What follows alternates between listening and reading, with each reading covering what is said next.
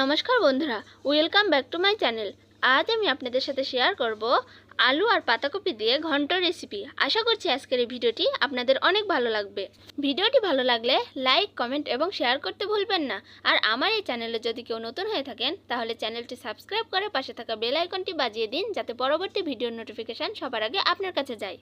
তাহলে চলুন বন্ধুরা, আর দেরি না করে ভিডিওটি শুরু করা যাক। আমি স্পেশাল এই পাতাকপির ঘন্ট রেসিপি করার জন্য এখানে প্রথমেই একটি পাতাকপি নিয়ে নিয়েছি। পাতাকপির উপরে যে কালো পাতাগুলো ছিল সেগুলো আমি ছাড়িয়ে নিয়েছি বন্ধুরা। দেখতে পাচ্ছেন পাতাকপিটা কতটা পরিষ্কার লাগছে দেখতে। আমি এখন এই পাতাকপিটা 4 ভাগ করে নেব, যাতে আমার কাটতে সুবিধা হয়, কারণ আমি বটি দিয়ে পাতাকপিগুলো কুচি কুচি করে নেব। বন্ধুরা, পাতাকপির এই ঘন্ট রেসিপি করার জন্য পাতাকপিগুলো যত বেশি কুচি কুচি করতে পারবেন, পাতাকপির ঘন্ট খাইতে কিন্তু ততই বেশি মজা লাগবে। তাই যতটা পারবেন ততটা পরিমাণে কুচি কুচি করে নেবেন। আর দেখবেন বন্ধুরা, পাতাকপি কুচি কুচি করতে যেন হাতের বুড়ো আঙুল কেটে না যায়। দেখতে পাচ্ছেন বন্ধুরা, আমি পাতাকপিগুলো যথেষ্ট পরিমাণে কুচি কুচি করে নিয়েছি। অনেকটা সুন্দর লাগছে দেখতে। এখন আমি এগুলো ভালোভাবে পরিষ্কার করে ধুয়ে নেব। এগুলো ভিতরের পাতা অনেকটা পরিষ্কার, তাই বেশি ধুতে হবে না, একটা ধুইলেই ভালো মতো পরিষ্কার হয়ে যাবে। দেখতে পাচ্ছেন বন্ধুরা, আমি পাতাকপি ধুয়ে নেওয়ার জন্য এখানে একটি বালতিতে করে জল নিয়েছি। এখন বালতির মধ্যে সবগুলো পাতাকপি দিয়ে দেব। এখন হাতের সাহায্যে এইভাবে ভালোভাবে নাড়াচাড়া করে ধুয়ে ধুয়ে আমি জল ছাড়িয়ে প্লেটের উপরে তুলে নিচ্ছি। আপনারা চাইলে বালতিতে না ধুয়ে কোনো ছাঁকনির সাহায্যেও ধুতে পারেন। দেখুন বন্ধুরা, আমি এখানে পাতাকপির ঘন্ট করার জন্য কি কি নিয়েছি তা আপনাদের দেখিয়ে দিচ্ছি।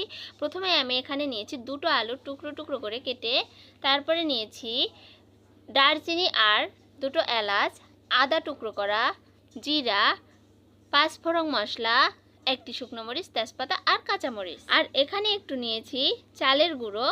বাড়িতে যে চালের গুঁড়ো থাকে সেই চালের গুঁড়ো নিলেই হবে। আলো চালের গুঁড়ো বলা হয় এটাকে। চালের গুঁড়ো আমি নিয়েছি পিতলি দিয়ে দেওয়ার জন্য।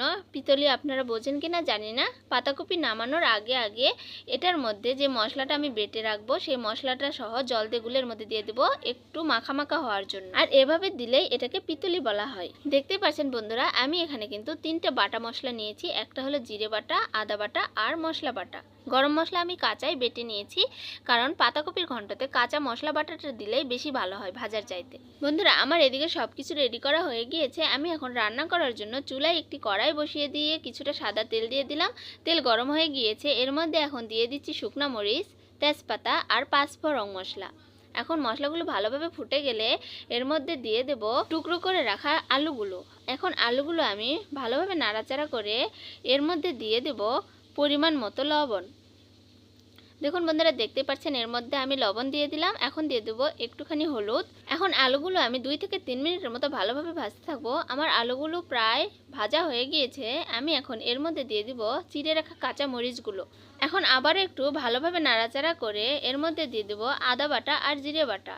এখন আদা বাটা আর জিরে বাটার গন্ধ হালকা চলে যাওয়া পর্যন্ত এভাবে নাড়তে থাকবো, যাতে ভালোভাবে গন্ধটা চলে যায়। এখন এর মধ্যে দিয়ে দেব কুচিয়ে রাখা পাতাকপিগুলো। অর্ধেকটা দিয়ে দিয়েছি, আবার ভালোভাবে একটু নাড়াচাড়া করে আমি বাকিটুকু দিয়ে দেব।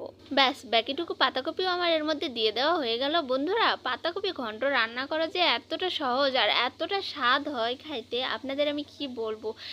অনেকেই তো ভাজি করে খেয়েছেন, একবার এই ঘন্টটা করে খেয়ে দেখুন, এতটা মজা। বন্ধুরা, আমি এখন পাতাকপি ঢেকে দিচ্ছি 5 মিনিটের জন্য।